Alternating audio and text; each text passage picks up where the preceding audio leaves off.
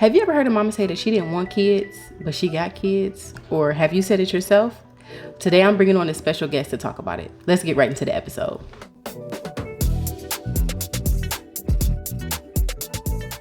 Hey mama, welcome back to the Mommy and Then Some podcast. If you're new here, my name is Naya, or you can call me Mommy Nye. I'm a stay-at-home mom of two, and I built this community so that women can share their ups and downs through motherhood, womanhood, and basically be able to relate to each other and make sure they feel like they're not alone, right? If you're not new, hey mama, thanks again. Thanks for coming back and listening to another episode. Like I said before, we are going to tap in with somebody. I'm going to have a special guest on the podcast today that basically said that they didn't want children. And it's funny enough because it's my mom. So our first guest today is going to be my mom. Please give her a warm welcome, you guys. If you're listening over on Spotify, make sure to follow. If you're on YouTube, make sure that you subscribe, like this video, comment, overall engage. And let's get right into it. Let's go ahead and bring my mom right up. Alrighty, so like I said, I'm bringing my mom up today to talk about, her experience with not wanting children, but clearly here I am. And just a little bit of a backstory. There's no hard feelings about it. I mean, she was truthful about it. She definitely told me how it went, but at the same time, it's not like she regretted it. But I want you to hear from her. And of course, as always, like I said, tap in, let me know your experience. Let's talk about it together. Let's see what's going on with this. Hey, mom. Hey, daughter. Can you introduce yourself for us, please? My name is Intimate.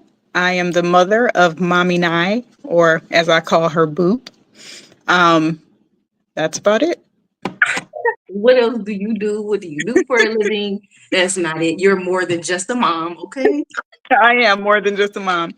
I'm also a gram. I've got 2 gram kids. That's always first. I am a nurse. I have a critical care background. I have child and adolescent psychiatric background. And currently, I'm at a short-term facility for people who need rehab. It's the bridge from hospital to home. Pretty much that's it right now. Okay. And I have a dog, a crazy dog. Yeah, that dog is crazy, but that is awesome because you're more than just a mom. You can't just introduce yourself and say you just Boop's mom now, okay? But so we're talking to other mothers about the experience that they had with not wanting children, but clearly here they are with having children now. So I guess my first question is, why didn't you want children? Well, I was planning on being a fashion designer. And with that came a lot of traveling, and I love traveling. So my main goal, my main dream was to just travel. Kids were not in my plan. Getting married was not in my plan. A lot of the times looking back, kids were not in my plan because I just felt like I would be, for lack of a better term, weighed down, trying to keep up with the child, trying to keep up with my career, and have a good time while I was traveling all at once. Yeah, I hear you. Some mamas, they travel with their kids. So I don't know, maybe you could have made it work. Or I'm sure I could have, but children just weren't in my plan. Yeah, that makes sense. And okay, like again, because I'm here now, when you got with my dad, like how did that work? Did you did you all discuss that you didn't want children? How did he feel about that? Like how did that go? Well, I mean, we discussed it, but we were young. So it was a talk, so to speak, but then we just moved on. It wasn't such a serious talk. And then it happened, I got pregnant. We were excited. It wasn't like, oh man, this wasn't in my plan. It definitely wasn't that. Your dad was never on the I didn't want kids fence. So he was elated, but so was I. It wasn't like, oh, I didn't want a kid. I didn't want kids. It was never that. When I found out, I was excited. I was able to share that with my family and friends.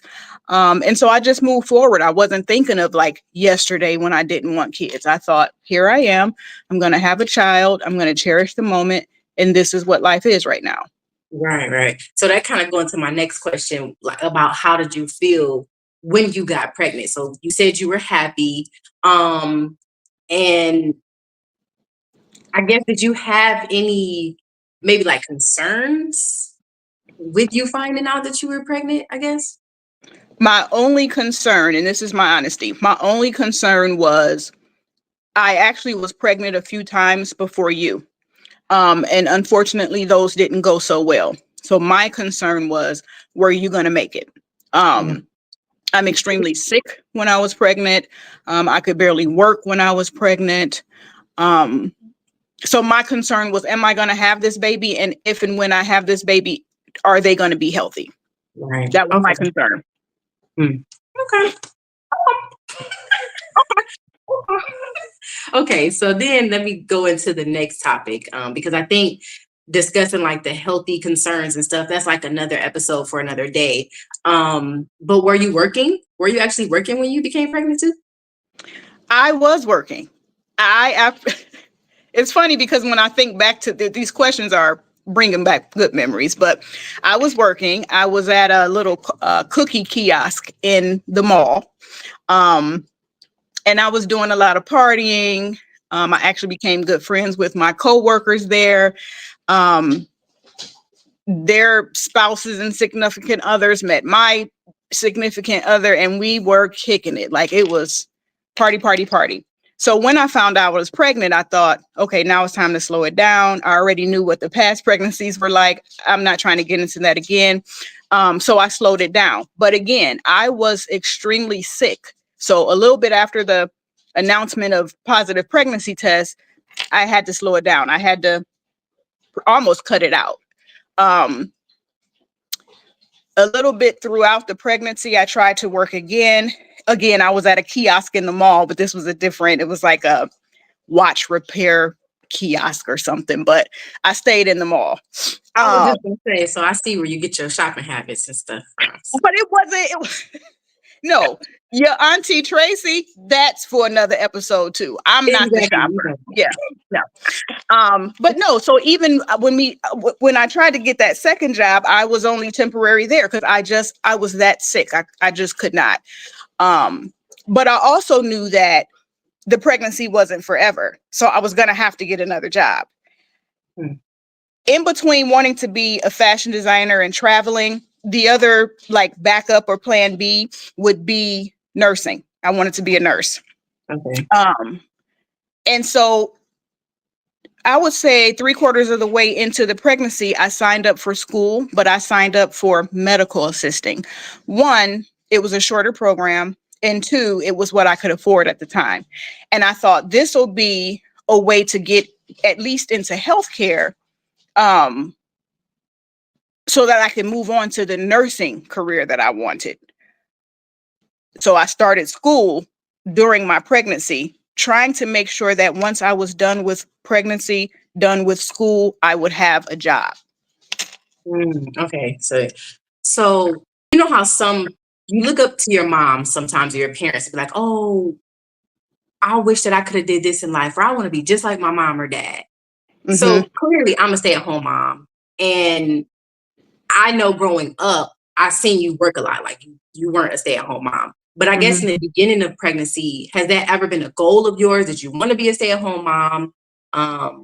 Yeah, like, how did that work within like I guess the postpartum period? Because, a lot of women do get postpartum time or like that maternal leave or whatever, and then decide either I'm gonna go back to work or be a stay-at-home mom. So how did that work out for you? In the very, very beginning, I did feel like I wanted to be a stay-at-home mom because I didn't want my child in daycare. I didn't want my child with just anyone out there while I was at work.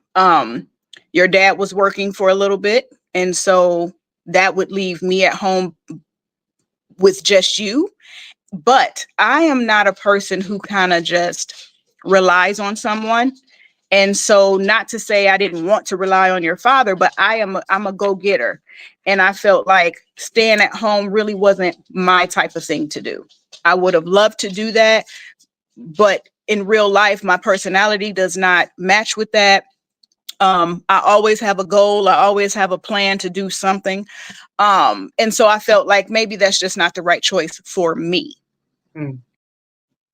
Did my dad want you to be a stay-at-home mom? Like, did he say, like, no, I want you to stay at home? Because, some couples and they'd be like, no, look, I want to be able to carry the brunt of the financial responsibility.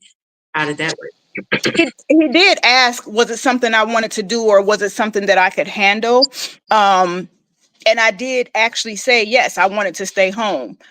It just was very short-lived. I get bored easily. I start making the wrong decisions when I have nothing to do. Um, and although I was busy taking care of my child, I just felt like being at home was not my thing. You mentioned that my dad did mention he asked like if there are things that he could help with within the household, but he didn't want you, like it wasn't a necessity that you be a stay-at-home mom. Right. No, no. We talked about it. He asked me. He wasn't the kind of guy that was just like, well, you're gonna be ready to stay at home. It wasn't that. We would always discuss things. Okay. Yeah, that makes, which is very important. Because a lot of the times you get into it, with the person, and then it's like, oh, well, I wasn't really expecting to be a stay-at-home mom. So they Right. like, no. But okay. So now that we got that covered, you working, like the backstory of why you didn't want children and what happened, the turn of events that took place once you actually found out you were pregnant. Now that you are a mom and you in your mojo, what is the most surprising thing about becoming a mother to you? Like what was the most surprising thing, or even now today, like once you became a mom, what did you say, like, oh, I didn't expect for this to happen, especially because you didn't plan for it? You know what? I was I guess I can say I was surprised about it being really easy. I Easy. it was very easy. I was very fortunate in that my support system was ridiculous. I never, even when I didn't need support or need help, people were there. I didn't have to buy you Pampers for almost a year. For That'd be almost nice. a year. That'd be nice in 2024. Well, it would have been, but I kind of rarely had to say, "Hey, can you babysit?" Because it was always like, "Hey, bring Naya over," or "Hey, I'm coming to get Naya." It was extremely easy. The one thing I had difficulty with was breastfeeding. I stopped breastfeeding you around 2 months, probably about 2 months, because you were huge. When I say just large, very large, to the point where my grandmother was concerned because you were that plump. Um, but I also recognized many times you were using me, like a pacifier. And so I was like, well, I hate to do it, but I can't. And plus, I was working. And at those times, it wasn't so user friendly for a mom to take her pump to work and scoot off on a break and pump, and that's just what wasn't common at that time. So a couple of reasons why I stopped breastfeeding at 2 months, but that was the only hard thing. So I was surprised because I honestly can say it was easy. It was just easy being a mom. Y'all hear that? It was easy. Because a lot of the moms nowadays, I don't hear it. I don't hear it being easy. And I Yeah, do think for a lot of different reasons, it's because of the lack of support. Whether people yeah, just really aren't supportive, whether they do, move away from their family and don't have a lot of support. But whatever reason, it's like I hear a lot of moms are struggling. yeah, yeah. And that's why I wanted to have this conversation, because again, there are a lot of moms that I figure maybe didn't, let's say, like didn't plan to have children right away or so quick, Hmm. or really, like you said, just had a different goal in life than to be having children. So once they actually have the children, it's like, what am I about to do? Because this is what I planned for. And like you always tell me, not having that plan B, no, I don't know what to do. And I gotta raise a whole human. So Yeah, yeah. Plan B's um are very important. right. So but it seemed like even with you harping to have plan B, it doesn't seem like you really had a plan B right away when you found out you were pregnant, though. Like you didn't, that wasn't your plan. So it wasn't my plan, but I always move on. Um, I do have depression. At that time, I didn't recognize that that's what was going on. So made it a point to stay busy.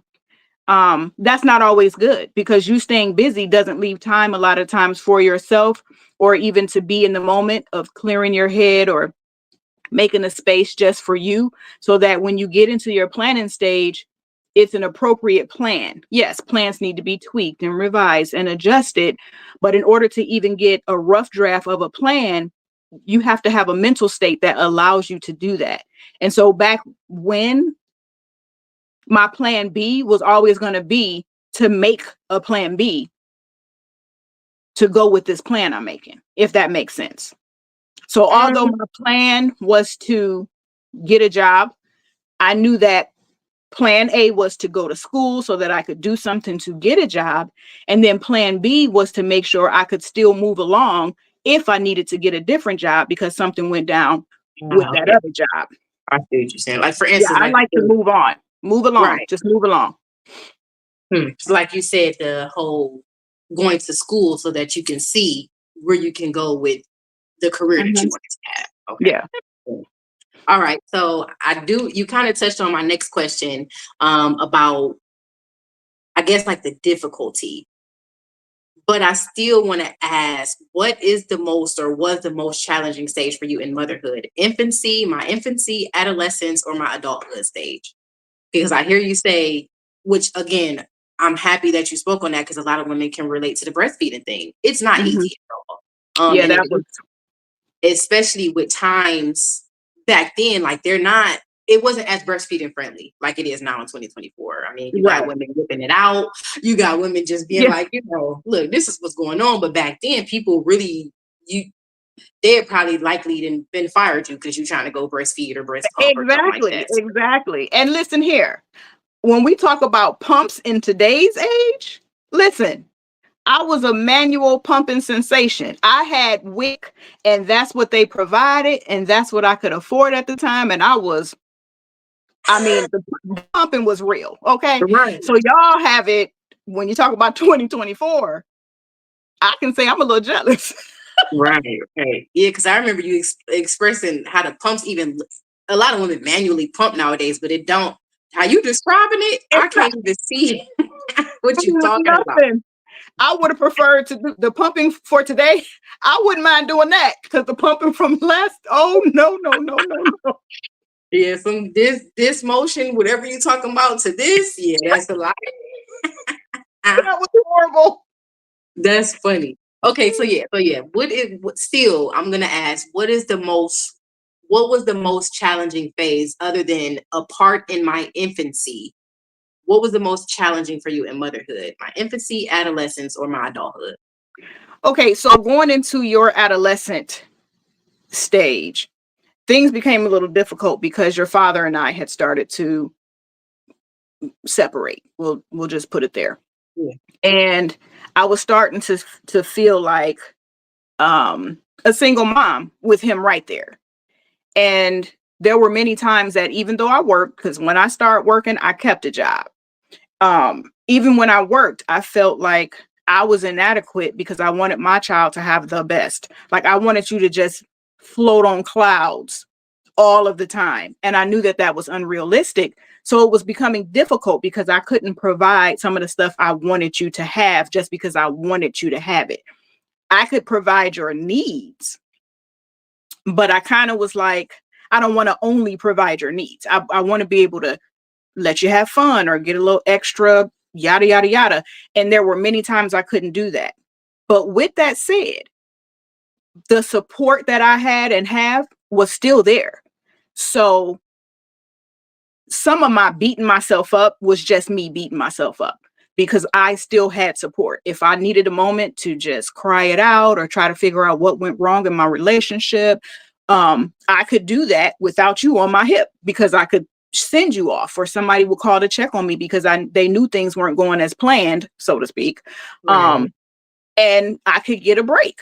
So that is the most difficult when you were going into your adolescence. It was hard. It was very hard. Wow. That's funny. Cause I want to touch on I feel like you was gonna say my adulthood. And I guess for me, I guess just even looking at my children, one thing that I personally have a hard time with is as they grow up, even as them being 17 months and almost 4, them growing into who they're going to be is like you try to put a halt or stop to stuff because it's not how you are, how you want things to be. Uh-huh. As they get older or grown, you won't really got much say. So it's funny because I feel like even though you're not that type of mom to me where you're like, this is what I want you to do and you must do. No, but I just feel like sometimes I feel like I see a little bit of control in you where it's like, look, this is what I'm telling you to do, and this is what I want you to do. But you're not like that. So I thought you were gonna say my adulthood, but that's interesting. It was more Well, so. Mhm. well, just to pause for a moment. I had a difficult time with your adulthood because it was almost like as soon as you walked off the stage from graduating college, you almost vanished. Like I feel like I didn't get a part to play in your adulthood in the beginning sense because you flew off. But I'm your mom. So of course I'm going to feel some kind of way because it's like, okay, she's been in college. She graduated college with a wonderful degree. I'm proud of her and I want her to do big things. But then I had to step back and think, oh, well, I wanted to do the same. I wanted to go off and travel and be. So why am I upset with her? So Mm. yeah, that was a difficult, but it was a different type of difficult. You see what I'm saying? Because now you're a different type of person. You're not an adolescent. You're an adult now and you're moving on into your own thing. So sometimes I look back and think, yeah, this is kind of hard. I wanted to be around with my daughter as she was becoming an adult. So Right. that was hard. So and then because even what you speaking on the adolescence part is like you said, I was gonna say it's like a self-reflection because I am still a minor, I am still young. There are a lot of things that you can control that you felt like Mm-hmm. it's not working how I want to. So this is really, really hard for me right now. Yeah, yeah. Hmm. Okay, so my next question would be what personal growth lessons what personal growth or lessons do you think came from you being a parent? Um, Pretty much that it's not all about me. Mm. Sometimes I will have to step back. My sisters always tease me and say I'm spoiled. Um, I don't consider it being spoiled. I want what I want. I'm gonna go get what I want. But sometimes what I want will have to pause or be put on a halt. Not that it's necessarily never going to happen, but I like to say it's going to pause because if I want it, I'm getting it. But there were times where I had to put it on pause because it wasn't about me. I had someone that I was responsible for. I didn't mind being responsible for this person, but this person was mine. This person belonged to me. So do what I do with this person, my person, and then I can focus on self. So Right. that's my lesson. I learned it wasn't all about me. Yeah, I will definitely agree with that. Because I feel like and I told you before, Will kind of felt the same. Like you just feel like everything revolve around you, and like I struggled a lot when I had your grandson because that's kind of how I felt. Like things are not the same. Like I just want to be able to get up and go, and Mhm. like again, not that I regretted having him or Right. sometimes, I mean, just being truthful, sometimes I did feel like I don't want to call it a burden, but like, I just kind of feel like, okay, like you said, I got this person attached to me and I'm trying to do this. It's Mhm. not working. And even sometimes still today, for instance, us content creator moms, when we're trying to get things done, for example, mama, I couldn't, I thought I was gonna have to cancel the interview today because Brave was just acting crazy. I mean, so it's like those times it does get like, okay, well, if she got to either be in the interview, again, it's not all about me because you never know what's going on in that situation. Exactly. Exactly. So I definitely could agree with that because I struggled a lot first when Nolan was born. I was just like, I'm irritated. Why can't I It take takes a shower? Why it can't I takes some do getting it? used to. Yeah, for sure. Okay. So that's the personal growth. It's not all about you. Do you feel like you taking that growth lesson from being a parent has applied to other parts in your life? Yes. yes, in my career mainly. Um,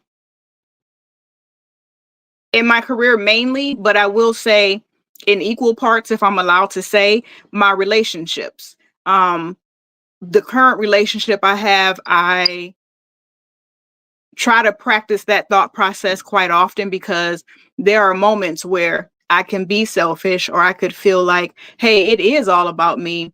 Um, so get on board, get on with the program. But then things don't work out so well with me having that mentality. So I've learned to pause for a moment, figure it all out. Is it really about me? Can it really be about me? And then I move forward. But in my career, because as a nurse, you should care. Okay. You should care. Yeah. And I guess call me old school, but I care. I don't want to go into a space where my patients are because one, no one wants to be in the hospital. No one wants to be having to follow up from something that they had to deal with that was traumatic or, um, life threatening. So if I come in and I've got a thing happening in my situation, I have to leave that at the door. It is not about me. I came to work to care for someone else. Everyone's got a story. I may even have a story going on in that moment, but it's not about me. So I want to put myself in that person's space so that I can care for them appropriately. Right, right. Yeah, that makes sense. Okay. I like this. This is pretty cool. Some things, I'm gonna just keep it real with y'all. Some things that we've talked about before that I just want other mothers to know that again they're not alone and they can relate to. And some stuff my mom is sharing, and I'm like, oh, okay. That's new. And then I do have two more questions. So, on the lighter note, were there goals that you were actually able to achieve? Were there goals that you weren't able to achieve after you became a mom, or what is that like? So there were goals that I was able to achieve. One, I was able to, even though I put it on halt, I was able to become a nurse. That was my original plan B. If I couldn't travel and be a fashion designer, plan B had to take place. I carried out my plan B. But I did have to pause that for a moment because I wanted to get my child through her education, whether she chose to go to college or not. College is not for everyone. Um, but if she chose to go to college, she did. I wanted to be there to be able to um, support her and make sure she had a shoulder or two shoulders to lean on. So those two goals, they're something that I'm really proud of. Um, and to see you flourish and be the person and the woman and the mom that you are makes me proud. So I feel like I did my job. I worked towards my goal. Um, and I'm still living in the success of my goal, you know. Yeah, that's good. Awesome. Now, it is a positive thing, but I do want to ask this because I know there are some moms, again, that can relate to are there any goals that you didn't achieve other than like, no, yeah. Are there some goals that you didn't achieve? Um,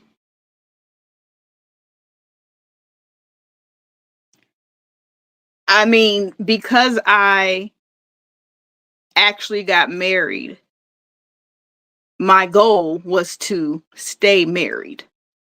Um, and as I mentioned before, your adolescence, going into your adolescence, things started to take a turn. So the goal that I had when I saw that things were going left was to fix things and get back on the path of great marriage, great times in life.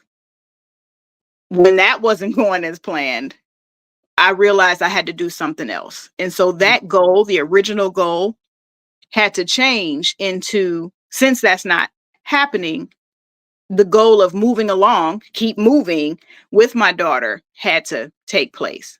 So that plan B, that goal went how it should have been. But that goal of being married, staying married, not necessarily being happy every day all the time, because that's not what happens. That's not realistic. But being married and staying married, that was a goal of mine.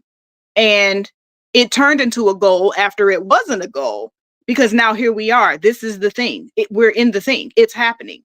And no one wants to fail. But very shortly, I did feel like I failed / we failed. And it wasn't that I didn't care, but I had to move on. I had to Right. move on, keep moving. Hmm.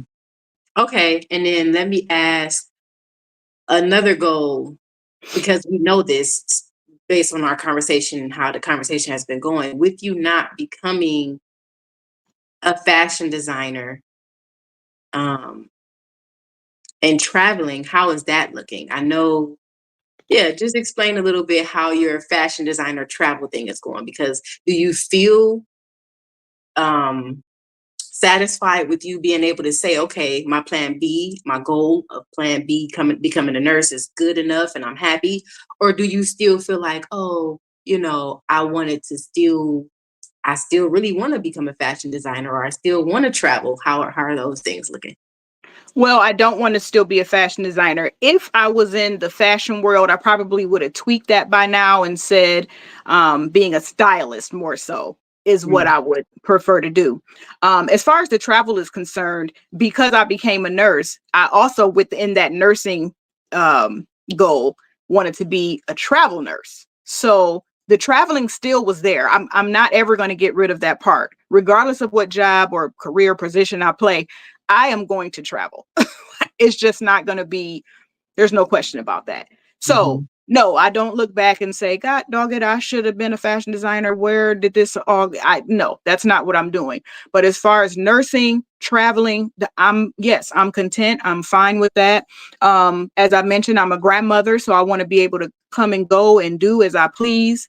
Um, which is how I felt as a mother. I want to do for my grandkids and be for my grandkids how I was for my daughter. Obviously, things have changed. I didn't have technology back then. So, who would being able to talk to people on a video? Listen, listen here. I don't know what I would do if I couldn't see my grandkids every day, see Right. my grandkids every day. We would have been in the letter writing stage. You know what I'm saying? We would have been in the just a phone call stage. So, I want to be there and do for my grandkids like I did for you, but I have it a little easier because of the things we have today that weren't there when you were younger. Right. Yeah, that's true. Okay. This is again, thanks, Mom, for sharing, for real. And then my last question is, Because you said you had two questions about 3 or 4 questions ago. But okay. listen, because I got caught up in the moment and just wanted to branch off of some other stuff. But this honestly is the last question, which is, what has brought you the most joy or fulfillment in motherhood? Any memories or moments that stand out to you? Just your growth. Just your growth. To be able to see that you were here on A, B, C, D right now, and then you moved on to E and F, however long it took or however short it took, just to see you grow. Even today, I look at this child and I say to myself, self, because that is what I call myself. Um, that child is doing some stuff. And I'm proud of the stuff that she's doing. Oh. Oh, thanks, Mom. But no, for real. So would you would you say that it's kind of like a reflection of your motherhood, of how you are as a mother?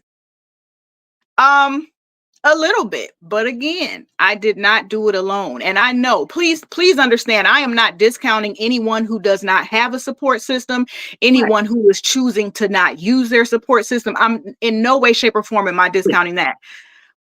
But the reflection, I didn't do it by myself.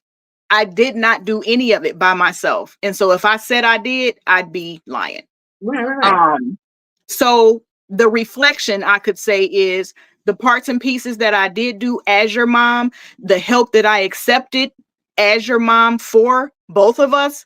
I'm I'm reflecting back on that to say I think I made some pretty good decisions. Yeah, I think so too. Oh, wow, wow. But yeah, for real, this has been good, and I like how you touched on, not trying to discount anybody's support system. Like we said before, whatever the reason that people may be struggling with support, I think that's all the more reason, um, to try to encourage mothers to find that village or that support, because it's not Mhm. easy, because it's not. So Yeah, yeah, you can't yeah. we're not meant to, and you just really shouldn't have to do it on your own. So Yeah, you shouldn't. thank you for joining us and, give me those kind words about me going somewhere and doing it now.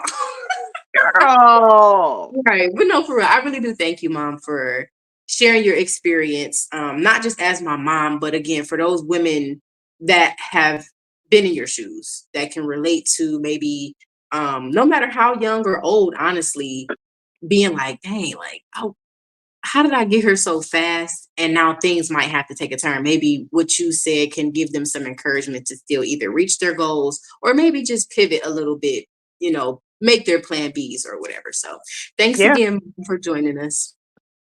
Well, you know what? Thanks for having me. Of course. All right. See you later. All right. Bye-bye. Mama, what did you think? That was definitely some interesting conversation with my mom. And again, like I said, some things she shared with me before, and some things that was actually new to me myself. And if you can relate, please don't forget to join in the conversation. You can DM me, email me, comment on my socials, drop the comments down, in YouTube. I'm over on Spotify. I'm over on Apple Podcasts as well. So however you're listening, just please be sure, Mama, know that you are not alone. Understand that you are loved, heard, and seen. Thank you, thank you, thank you for listening to the Mommy and Then Some podcast. Catch you in the next episode.